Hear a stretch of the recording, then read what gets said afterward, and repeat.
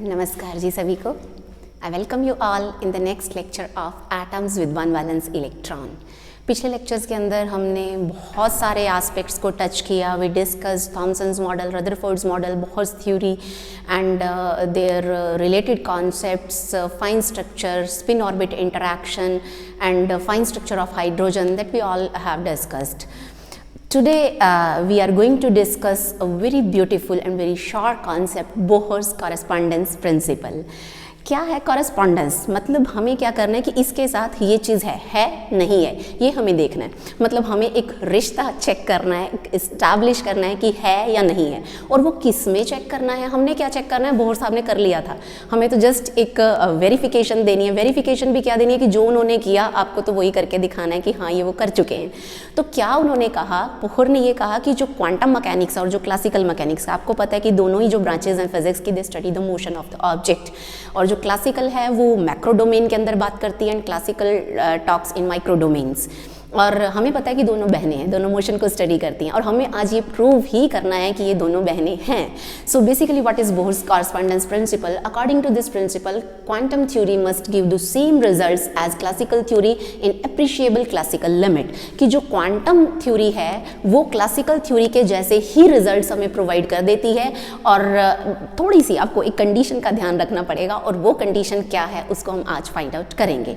अब बेसिकली है क्या? Bohr's correspondence principle again establishes a relation between the results obtained from the classical and quantum theories, which otherwise are quite different from each other in the microscopic world that lies beyond the reach of our senses.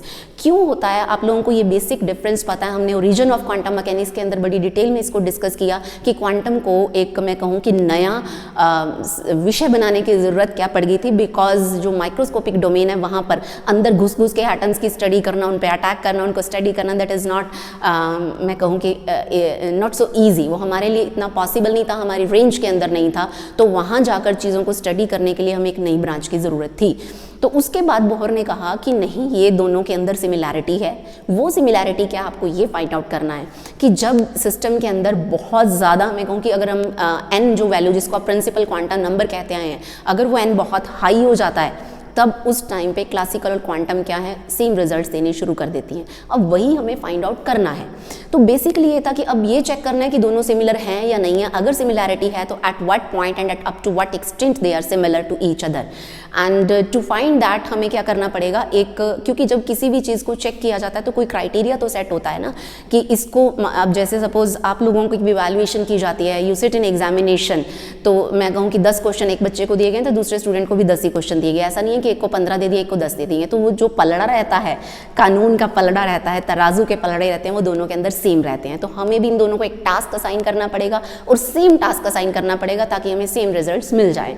तो अब वो task क्या दिया जाए, that was important. अब Bohr क्योंकि बड़े brainy थे, बोहर बी से ब्रेनी, तो क्या था कि उनके दिमाग में ये आया कि let us calculate the frequency of radiation according to classical physics and according to quantum physics. तो उन्होंने वो रेडिएशन की जो फ्रीक्वेंसी कैलकुलेट की वो सिमिलर आ गई. हाँ, थ्योरीज अलग अलग हैं, दोनों के कहने के तरीके अलग अलग हैं. According to classical mechanics, a charge moving in a circular orbit should emit electromagnetic radiations continuously and frequency of this radiation should be equal to the frequency of revolution of charge in that orbit. क्या मतलब है? Classical ये कहती है कि हमें पता है न्यूक्लियस सेंटर पे है, electron is revolving around it in definite orbits. अब वो रिवॉल्व करता हुआ इलेक्ट्रॉन, क्योंकि एक्सेलरेटेड है, इलेक्ट्रॉन के ऊपर चार्ज है और हमें पता है कि एक एक्सेलरेटेड चार्ज क्या करता है, इलेक्ट्रोमैग्नेटिक रेडिएशंस को रिलीज करता है. So in the similar manner an accelerated charge and accelerated electron must emit electromagnetic radiations. और जो रेडिएशंस उसने एमिट की उनकी फ्रीक्वेंसी क्या होनी चाहिए, जो उसकी खुद की रेवोल्यूशन की फ्रीक्वेंसी है. तो यही क्लासिकल ने माना. तो अब क्लासिकल के कॉन्सेप्ट के अकॉर्डिंग हम पहले फ्रीक्वेंसी कैलकुलेट करेंगे. So frequency of radiation from classical physics, we are going to calculate this. So according to classical mechanics, a charge moving in circular orbit will emit electromagnetic radiations having frequency equal to the frequency of revolution of that particular electron. तो उसके लिए आपको system consider करना होगा and आपको वो frequency calculate करनी होगी. ऑल्दो बोहर्स थ्योरी में हम उसको कैलकुलेट कर चुके हैं, लेकिन अब क्योंकि क्वांटम के साथ एक सामंजस्य हम लोगों को बिठाना है तो हम लोगों को वो दोबारा कैलकुलेशन करनी पड़ेगी. So I am going to calculate the frequency of radiation from classical physics. आप लोगों को बिल्कुल ऐसे एग्जामिनेशन में ये पहले प्रिंसिपल को स्टेट कर देना है, फिर आपको ये कहना है कि जो हमारा क्राइटेरिया रहेगा दोनों को कंपेयर करने का, that will be the radiation जो है और वो जो बाहर आ रही है उसकी frequency we are going to calculate. तो वो फ्रीक्वेंसी अब हमें कैलकुलेट करनी है, तो उसके लिए सिस्टम कंसीडर करना पड़ेगा। पहले you will define the how the frequency of radiation will be related with different parameters, and after that you will derive the expression for that according to Bohr's theory। Bohr के postulates को use करके, क्योंकि Bohr साहब ने calculation की है तो naturally अपनी थ्योरी को ही वो यूज़ करेंगे। So I'm going to consider the system, consider hydrogen atom in which nucleus is at center and electron is revolving with velocity v in an orbit of radius r and mass of electron let us suppose is m। मैंने क्या कहा कि v velocity से एक electron nucleus के around revolve कर रहा है, उसके ऑर्बिट का रेडियस क्या है r। अब time taken by this electron to complete this one revolution, it will be t is equal to 2 pi r by v and let us suppose this is equation number 1। आप लोगों ने जो previous मैं कहूँ कि जिस screen को मैंने इरेज कर दिया है बोर्ड के ऊपर, after this line you will write this, you will consider the system. जैसे मैंने बोला, मैं जैसे हमेशा कहती हूँ कि I will speak and you just note down. You will consider the system और you will consider hydrogen atom in which nucleus is at centre, electron is revolving around it in a definite orbit of radius r, it is moving with velocity v, and time taken by electron to complete one revolution t, it will be equal to 2 pi r by v, क्योंकि time क्या होता है, distance upon speed. अब यहाँ से चल के यहाँ तक इलेक्ट्रॉन कितना डिस्टेंस कवर करेगा sir, circumference of this path, it will be 2 pi r, so 2 pi r upon v। अब हमें कैलकुलेट करनी है फ्रीक्वेंसी। आप कहेंगे कि ये क्या है, हमें टाइम पीरियड थोड़ी ना कैलकुलेट करना, we had to calculate frequency, and you know that frequency and time period are interrelated to each other and they vary inversely to each other. So frequency of revolution of electron nu, it will be equal to 1 upon t, so it will be v upon 2 pi r, and let us suppose this is equation number 2। अब यहाँ हमें फिर से क्या consider करना होगा, flashback में जाना होगा Bohr's theory. So electron revolving in a circular orbit is under the influence of electrostatic force which is acting towards the centre and it will provide the necessary centripetal force to the electron to keep revolving in a particular orbit around the nucleus. आप लोग इसको as such note कर लीजिए, जो मैंने बोला आप remind कर लीजिए कि जो नेसेसरी, क्योंकि जब इलेक्ट्रॉन रिवॉल्व करता है न्यूक्लियस के अराउंड या any body revolves around another body, it requires a centripetal force. और वो सेंट्रिपेटल फोर्स कहाँ से आती है, जो फोर्सेस बॉडी के ऊपर काम कर रही होती हैं उनमें से जो नेट फोर्स टुवर्ड्स इंटरैक्ट करती है, we call it is providing centripetal force. और यहाँ पर इलेक्ट्रॉन और न्यूक्लियस, इनके बीच में जो इलेक्ट्रोस्टैटिक फोर्स काम कर रही है, that is 1/4 pi epsilon naught q1 into q2, charge on electron and charge on nucleus, it is e square upon distance square r square। It will provide necessary centripetal force, और centripetal force का formula होता है mv² by r। अब यहाँ से देखिए, इस r ने इस r को मारा, हमारे पास आया mv² is equal to 1/4 pi epsilon naught e² upon r।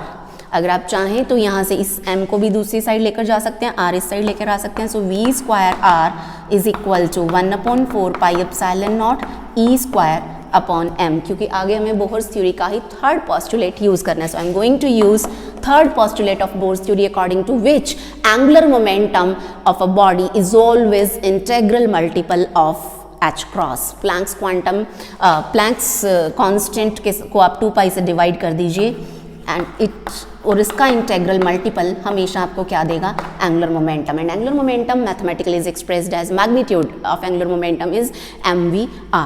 अब यहाँ से अगर मैं लिखूँ vr, ये किसके इक्वल हो जाएगा, nh upon 2 pi m। Let us suppose this is equation number 4। अब आप क्या कीजिए, divide equation 3 by equation 4 and you will get the velocity of the electron. Divide equation 3 by equation 4, तो क्या आ जाएगा, v आपके पास आ जाएगी वेलोसिटी, क्योंकि यहाँ पर v² आ रहा है, यहाँ पे v आ रहा है, v को मारेगा, r को मारेगा, एक v बच जाएगा क्योंकि v तो ज़्यादा थे। तो यहाँ से हमारे पास क्या आएगा, when you will divide these two equations, although हमने बड़ी डिटेल के अंदर इसको बोहर्स थ्योरी में डिस्कस किया है, जस्ट रिकैप्चुलेट करने के लिए I am writing all the things again. So it will B e² upon 2 epsilon naught NH। ये मेरे पास आ गई है velocity. Let us suppose this is equation number 5।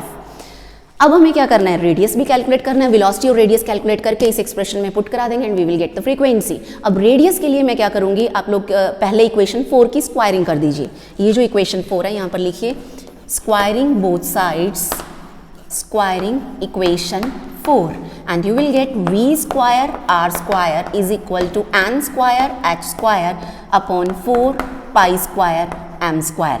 अब v square r square ये इक्वेशन आ गई है, suppose this is equation number 6 और 3 में हमारे पास था v square r। अब आप इस इक्वेशन को इस इक्वेशन से डिवाइड करवाएंगे, divide equation 6 by equation 3, you will get the value of r। So divide equation 6 by equation 3, हमारे पास आ जाएगी r की वैल्यू, और r की वैल्यू क्या होती है, n square h square epsilon naught, n square h square epsilon naught upon आ जाता है pi m e square, it will be pi m e square. This is the value of radius of orbit for an electron revolving around the nucleus. अब ये दोनों values equation 5 and 7 आप put करवा दीजिए equation number 2 में। So substitute the value from equation number 5 and 7 in equation number 2, we will get the frequency of the electron. So it will be nu is equal to velocity v की value put कीजिए, e square upon ये 2 pi as such है, 2 epsilon naught n h put हो गया, ये 2 pi हमने put करवा दिया। After that put this r, n square h square epsilon not pi m e square. अब देखिए क्या क्या कैंसिल हो रहा है, क्या क्या बच रहा है आपके पास। So it will be nu is equal to, हमारे पास बचेगा ये e पावर 4, m भी एज सच रहेगा, पाई को निस्तनबूत किया क्योंकि एक म्यान में 2 तलवारें नहीं रह सकती हैं, तो पाई ने पाई को कट कर दिया। So this 2 into 2 it will become 4 and यहाँ पर भी आ जाएगा एप्सिलॉन नॉट का square. So it will B epsilon naught square, बाकी सारी टर्म n जो है यहाँ पर n है, h यहाँ पर n है, इन दोनों का आ जाएगा cube. So n cube h cube, this is the frequency of electron revolving around the nucleus. और जितनी फ्रीक्वेंसी से इलेक्ट्रॉन रिवॉल्व कर रहा है, दिस इज इक्वेशन नंबर 8, उतनी ही फ्रीक्वेंसी की रेडिएशन बाहर निकलेगी। So basically we have found the equation which gives you the orbital frequency of electron in an hydrogen atom and therefore classical theory requires that hydrogen atom should emit light of this much frequency। तो हमने classical theory से तो इस frequency को calculate कर लिया है। Now what about quantum, quantum wait कर रही है हमारी कि हम उसको कैसे यूज करेंगे and how we will reach up to the same result. तो अब हमें फ्रीक्वेंसी ऑफ रेडिएशन कैलकुलेट करनी है by using quantum physics. So इस एक्सप्रेशन को let us write on this side, this is nu is equal to, ताकि आपको याद रहे कि हम अल्टीमेटली इसी एक्सप्रेशन पर पहुंचेंगे, 4 epsilon naught square n cube h cube. This is the value of frequency according to classical mechanics. अब हमें फाइंड आउट करनी है क्वांटम के लिए। क्वांटम मैकेनिक्स के अकॉर्डिंग अगर हम चलें तो क्वांटम तो ये कहती है कि एज लॉन्ग एज, और वैसे भी जब बोहर ने फिक्स कर ही दिया था कि जब तक इलेक्ट्रॉन अपने ऑर्बिट में रहता है, it does not radiate energy, it neither radiates energy not absorb energy. उन्होंने कहा कि जब वो लेवल चेंज करता है तब एनर्जी आती है, और लेवल्स की बात कहाँ पे की जाती है, क्वांटम मैकेनिक्स में की जाती है, बिकॉज क्लासिकल के अंदर एनर्जी इज कॉन्टिन्यूस। सो अब डिस्क्रीट नेचर ऑफ एनर्जी को कंसिडर करते हुए we will find the frequency of radiation, frequency of radiation using quantum mechanics, कि क्वांटम के अकॉर्डिंग या क्वांटम फिजिक्स के अकॉर्डिंग, क्वांटम थ्योरी के अकॉर्डिंग कितनी फ्रीक्वेंसी, कितनी रेडिएशन को रिलीज, कितनी फ्रीक्वेंसी की रेडिएशन रिलीज होगी। इसको हम साइड पर लेकर रहने देते हैं so that you may not get confused. तो अब आपको अगेन सिस्टम कंसीडर करना होगा। तो सिस्टम में क्या कंसीडर करेंगे, we will consider the quantised energy state. So consider 2 energy levels En and En-1 such that En is the higher level and En-1 is the lower level, and let us suppose an electron is present at level En, and when it will fall to level En-1 it will release the radiation equal to, energy equal to this gap. So you will have to consider the transition from N to N-1। आपको N से N-1 तक radiation consider करनी है। And then आपको यहाँ पर क्या put करवा देना है, अब चाहे n+1 से n ले लीजिए, चाहे en से en-1 ले लीजिए, that is up to you. आपको जिस भी तरीके से ईजी लगता है यू कैन कंसीडर। आप चाहे यहाँ पर en+1 से en तक मानिए, मतलब क्या है कि आपको 2 लेवल्स कंसीडर करने हैं, चाहे n से n-1 कंसीडर कीजिए, चाहे n+1 से en कंसीडर कीजिए। चलो डायग्राम ये बन गई है, तो n+1 से n तक मैंने ये ट्रांजिशन कंसीडर की, and during this transition a photon will be released having energy h nu is equal to e n+1 minus en। एक ही बात है, अगर आप n से n-1 लेते तो यहाँ en-1 आ जाता। और हमें पता है this en according to Bohr's theory या अकॉर्डिंग टू क्वांटम थ्योरी, दोनों ही केसेस में इसकी जो वैल्यू आती है nth लेवल के अंदर एनर्जी की, it is me⁴/32 pi square epsilon naught square, 32 pi square epsilon naught square h cut square n square, h cut square n square. ये एक्सप्रेशन ई एन की होती है। आपको en-1 भी पुट करना है, en+1 भी पुट करना है। आप चाहें तो इस h को, क्योंकि h न्यू है इस साइड, तो h/2 पाई अगर आप पुट करेंगे तो h स्क्वायर 4 पाई स्क्वायर यहाँ पर आ जाएगा, एंड इस 4 से ये 8 हो गया, पाई स्क्वायर ने पाई स्क्वायर मारा, and this en will become -me⁴/8 epsilon naught square h square n square. आप इस फॉर्मूले को भी डायरेक्टली यूज़ कर सकते हैं।